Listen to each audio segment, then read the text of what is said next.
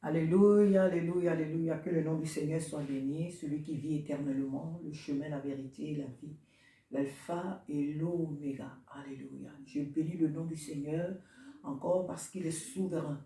Je bénis le nom du Seigneur parce qu'il est véritable.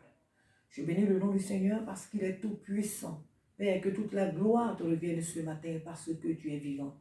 Que toute la gloire te revienne ce matin parce que tu es véritable. Alléluia, alléluia. Je soumets à toi ces instants, Saint-Esprit. Viens parler à mon cœur. Viens parler au cœur de mon frère. Viens parler au cœur de ma soeur. Viens faire du bien, Seigneur. Viens faire du bien à ton Église. Parce que nous avons besoin de toi, Seigneur. Nous avons besoin de toi. Ta parole est infaillible. Ta parole est inépuisable. Elle est profonde, Père, pour nous. Ta parole est notre raison d'être. Oh, alléluia. Renouvelle notre force ce matin. Renouvelle, Père de gloire, notre zèle ce matin pour accomplir tes desseins, Père de gloire. Au nom de Jésus-Christ. Alléluia. Chers frères et sœurs, je bénis le nom du Seigneur pour ces instants de partage. Alléluia. Je bénis le nom du Seigneur pour ces instants que nous allons partager ensemble, qui est la méditation de la parole de Dieu. Alléluia. Sois béni et sois le bien ou la bienvenue en cet instant. Alléluia. Que toute la gloire revienne à notre Père. Alors nous allons méditer sans plus tarder dans le livre de Alléluia, dans le livre de Galates. Alléluia. Galates chapitre 3. Et nous allons écouter vraiment ce que le Seigneur a nous dit ce matin. La parole de Dieu nous dit, ô Galates dépourvus, Galates chapitre 3, je lis à partir du verset 1. Ô Galates dépourvus de sens qui vous a fasciné aux yeux, alléluia, aux yeux de qui Jésus-Christ a été peint comme crucifié. Voici seulement ce que je veux apprendre de vous. Est-ce pas les œuvres de la loi que vous avez reçues, l'esprit, ou par la prédication de la foi? Êtes-vous tellement dépourvu de sens? Après avoir commencé par l'esprit, voulez-vous maintenant finir par la chair? Avez-vous tant souffert en vain? Si toutefois c'est en vain, celui qui vous accorde l'esprit et qui opère les miracles parmi vous, le fait-il donc par les œuvres de la loi ou par la prédication de la foi? Alléluia.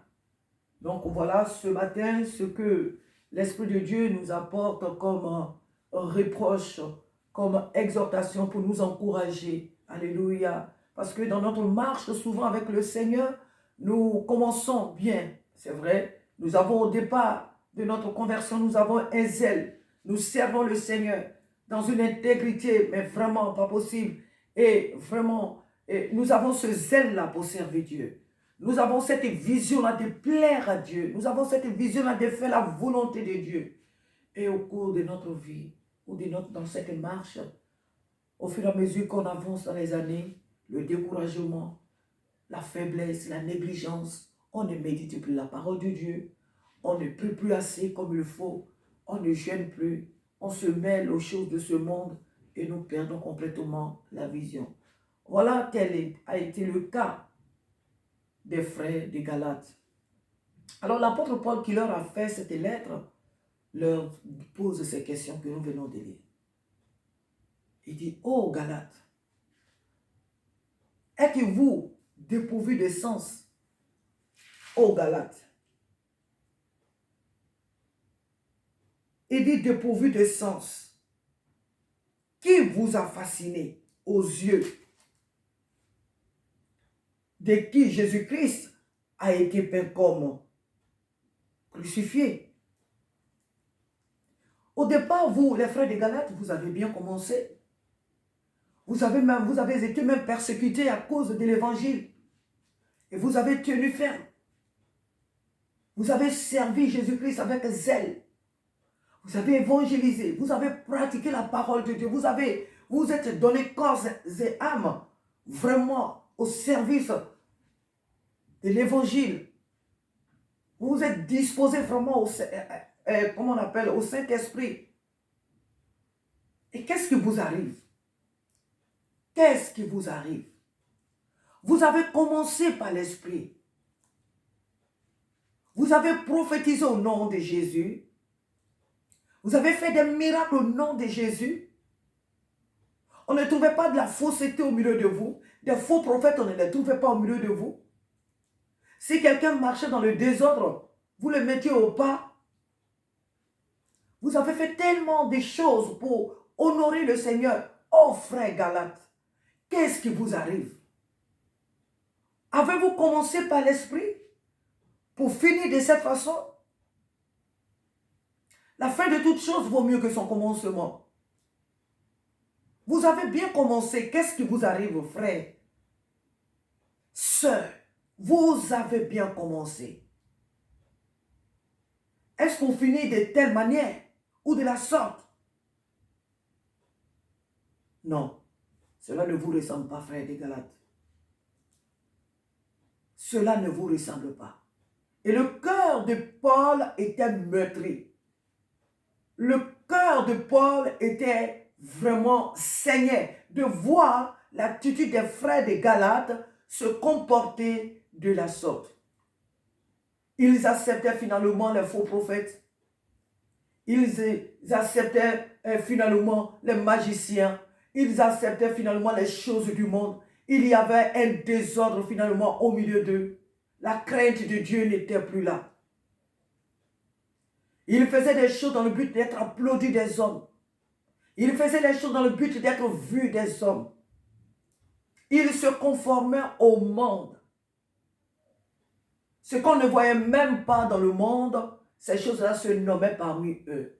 Et donc le cœur de l'Esprit de Dieu était attristé. Le cœur de Dieu était attristé, vu la vie que menaient les frères des Galates. Oh, alléluia. Mes mots sont peut-être faibles, mais ceux de l'Esprit de Dieu, pas du tout. Alléluia. Mes mots humains, à moi, sont certainement faibles, mais pas ceux de l'Esprit de Dieu, car c'est une parole qui sort du cœur de l'Éternel. Mon frère, ma soeur, le Seigneur vient à toi, à moi premièrement. Le Seigneur vient à nous ce matin, il nous pose cette question. Avions-nous bien commencé par l'Esprit de Dieu pour finir par la chair? Qu'est-ce qui nous arrive? Nous avons bien commencé. Nous avions bien commencé par l'Esprit de Dieu. Pourquoi est-ce qu'aujourd'hui, nous avons cette légèreté? Pourquoi aujourd'hui, nous suivons ces faux prophètes? Pourquoi aujourd'hui, nous acceptons que dans les églises, on nous lave, que dans les églises, on nous déshabille, que dans les églises, on nous prédise toutes sortes de choses? Pourquoi aujourd'hui, nous acceptons ces choses qui ne plaisent pas à l'Éternel? Ces attitudes répugnantes, pourquoi aujourd'hui, nous les préconisons? Pourquoi nous les acceptons? Pourquoi? Pourquoi est-ce qu'aujourd'hui, en tant que sœur en Christ, femme, pourquoi aujourd'hui on accepte de s'habiller de telle manière, alors que lorsqu'on était convertis, lorsque nous avions accepté Jésus-Christ comme notre Seigneur et Sauveur, dans nos premiers jours, dans cette marche avec le Seigneur, dans nos premiers instants, nous étions saintes, nous nous habillions très bien. On n'acceptait pas de porter des habits qui montraient notre forme. On était un modèle même dans le quartier auprès de certaines jeunes filles. Les gens prenaient des choses, comme on appelle, des exemples sur nous. Nous étions bien coiffés. Nous étions habillés de manière décente et propre. Mais aujourd'hui, ce n'est plus le cas. Ce sont des mini-jupes.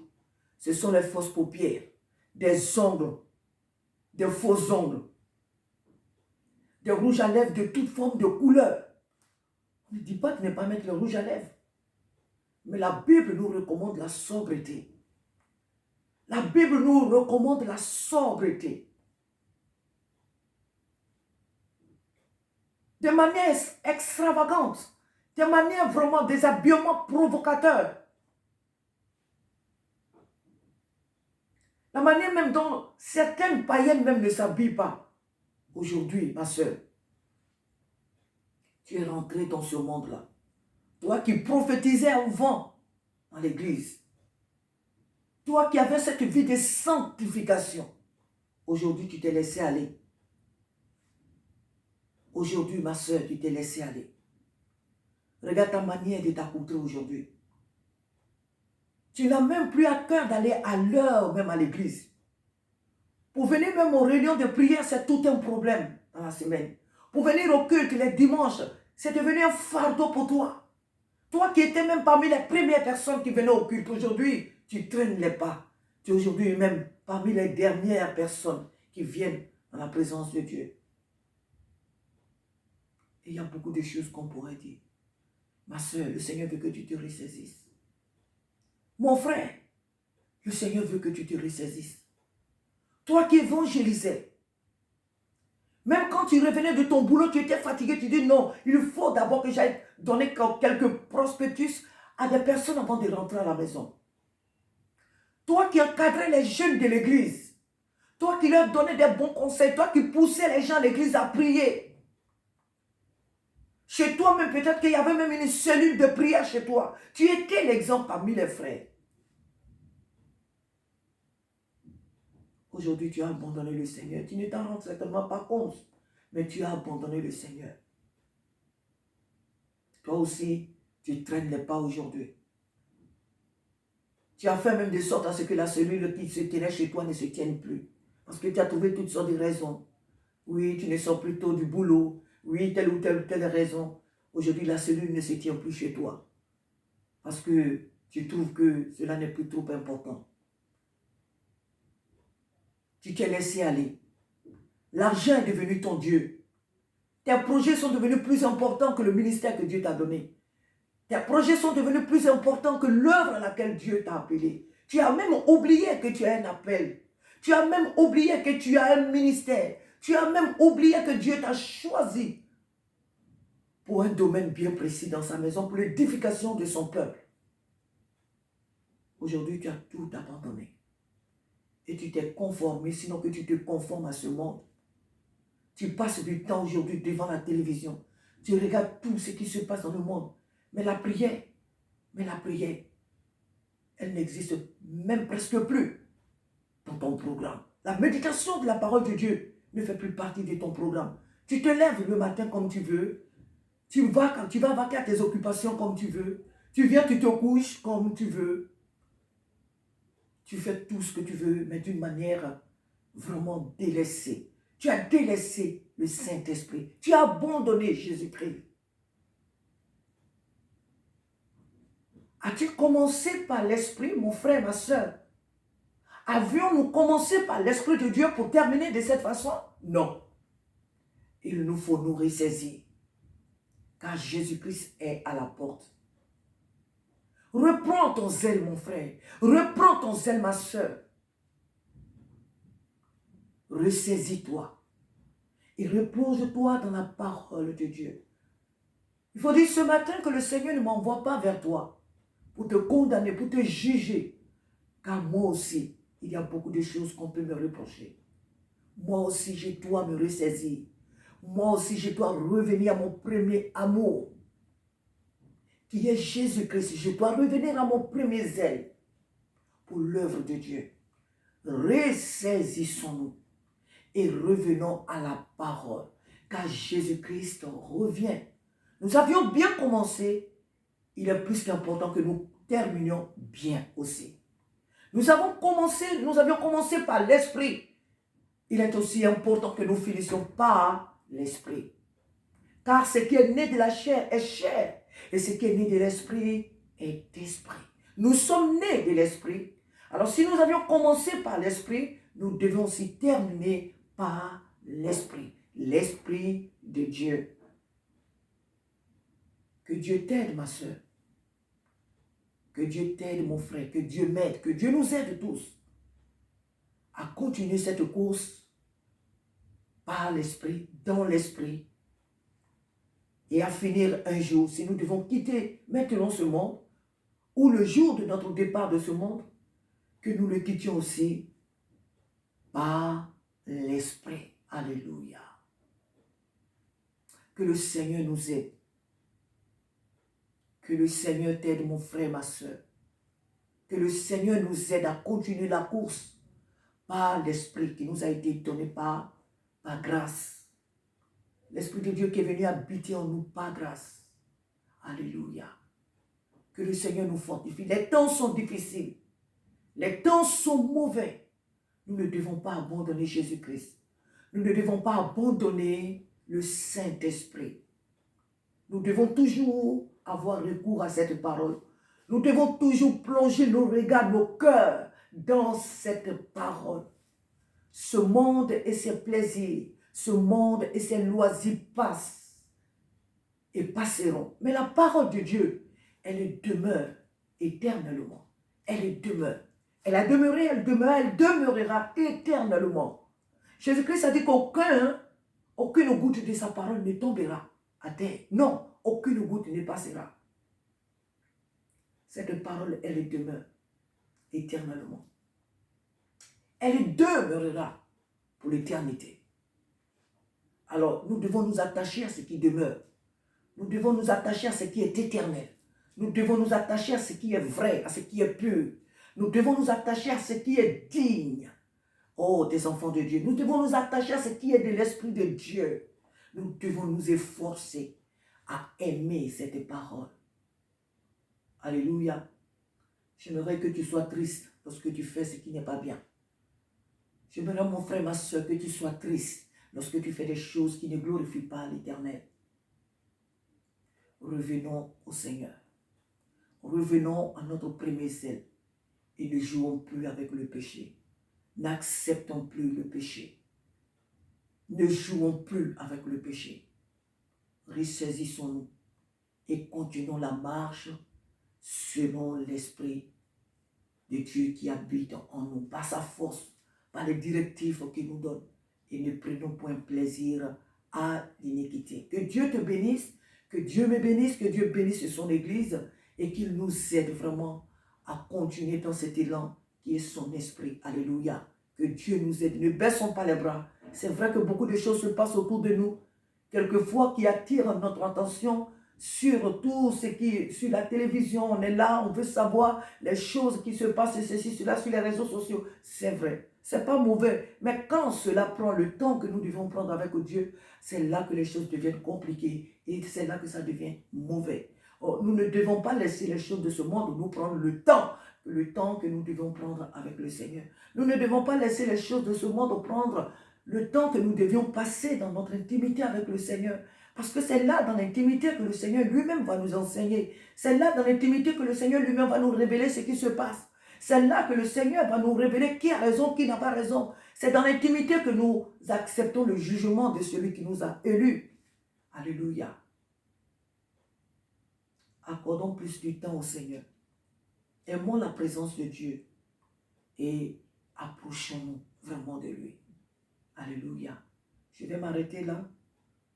Certainement, comme je venais de le dire au départ, mes paroles en tant qu'être humain ont été peut-être faibles. Je le dis comme ça souvent dans mes vidéos. Mais je sais, mon frère, ma soeur, que tu as reçu le message que le Seigneur a voulu t'apporter. Moi, il me l'a apporté premièrement. Et je sais que par sa grâce, tu reçois aussi ce qu'il est en train de te dire. Tu as commencé par l'Esprit, il faut que tu finisses par l'Esprit. Nous avions commencé par l'Esprit Saint, il faut que nous finissions aussi par l'Esprit. Ne baissons pas les bras. Ne baissons pas les bras. C'est vrai que ce n'est pas facile, mais si nous avons recours au Saint-Esprit, il nous aidera à traverser les moments difficiles. Il nous aidera à traverser les circonstances difficiles. Il nous aidera. De par nous-mêmes, nous ne pouvons pas. Voilà pourquoi nous n'avons pas à nous juger les uns les autres. De par nous ne pouvons pas. Mais si nous faisons appel au Saint-Esprit, et c'est pour cette raison qu'il est venu à nous, il nous aidera à traverser les moments difficiles. Alléluia. Je ne te juge pas. Non, non, non, non, non. Parce que je ne suis pas pur que toi. Je ne suis pas sainte que toi. Je ne viens pas. Le Seigneur ne m'envoie pas vers toi, mon frère, ma soeur, pour te juger, mais pour nous aider à nous relever. Pour nous aider à revenir au Seigneur. Si nous l'avions abandonné dans un domaine ou tel, il nous appelle à nous relever et à revenir à notre premier zèle, à l'aimer, à le servir comme autrefois. En un mot, comme l'Apocalypse le dit, à revenir à notre premier amour. Que Dieu nous bénisse et que cette parole nous aide à nous relever. Alléluia. Que Dieu te bénisse, qu'il me bénisse et qu'il bénisse son Église à travers le monde entier. Alléluia. Amen.